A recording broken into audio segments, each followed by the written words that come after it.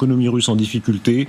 Quand on regarde l'inflation des prix qui est aussi considérable, 73% pour les pommes de terre, le beurre, la crème fraîche, le lait, on va voir le cours du rouble qui s'effondre littéralement. Regardez par rapport au dollar, on peut faire aussi par rapport au yuan. Il se passe là quelque chose.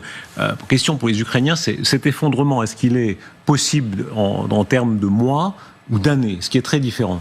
Alors, pour moi, ce sont des épiphénomènes, tout ça. Depuis le début, je dis que la Russie est en crise structurelle. Structurelle. Pour beaucoup plus grave que l'inflation et le prix du beurre. Et la corruption en Russie est quelque chose de fantastique. La prédation étatique est fantastique. Donc c'est une économie qui va droit dans le mur et qui allait depuis avant 2022. Donc là, on a des signes. Je sais pas si la Révolution française ou la Révolution russe se sont joués sur le taux du dollar. Vous voyez ce que je veux dire? Je crois pas. Alors maintenant, il y a un mécontentement. Alors la population, elle est lobotomisée, mais quand elle regarde ses conditions d'existence, vous savez que l'hiver dernier, il y a eu des grandes villes de Russie dont le chauffage s'est arrêté parce qu'ils avaient des problèmes d'électricité. Le transsibérien, aujourd'hui, la vitesse moyenne du transsibérien, c'est 40 km/h par sous-investissement.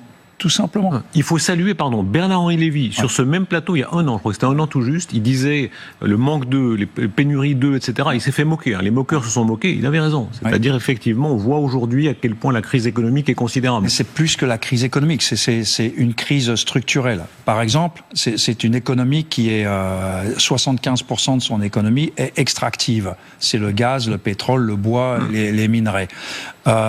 C'était pas le cas du temps de l'Union soviétique. Mais je repose ma question, d'après vous, parce que c'est une guerre économique aussi, l'échéance c'est quoi? Est-ce que c'est dans 6 mois ou est-ce que c'est dans 2 ans? Parce que si c'est 2 ans, ce sera très long pour l'Ukraine, vous savez comme moi. Oui.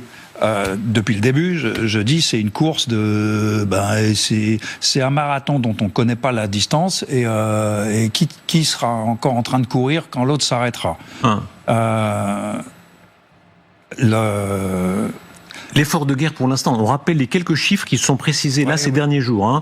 2,5 obus produits par la Russie pendant qu'il y en a un du côté de l'OTAN. Il y a quand même une disproportion encore maintenant, et ça s'est amélioré. Il y a une disproportion, ça s'améliore progressivement, nos obus sont meilleurs, mais c'est fondamentalement la Russie, ce régime-là s'effondrera pour des raisons structurelles.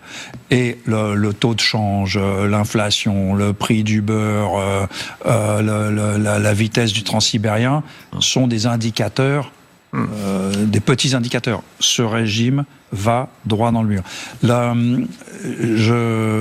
Alors, je n'aime pas faire des pronostics puisque je me trompe à chaque fois, mais je crois que ce que nous voyons depuis 6 mois, une débauche d'énergie du côté russe, justement dans la perspective de l'élection américaine et parce qu'il faut gagner, cette débauche d'énergie, elle laissera place après à un post-coitum assez violent.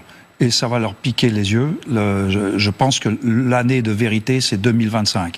Et l'effondrement du régime rouvrira tout le jeu après. Il faut que l'Ukraine ait survécu jusque-là. C'est une économie qui est sous perfusion et qui, en plus, alors ça c'est un peu plus sur le long terme, mais qui n'investit plus dans l'avenir, parce que tout est centré sur la guerre.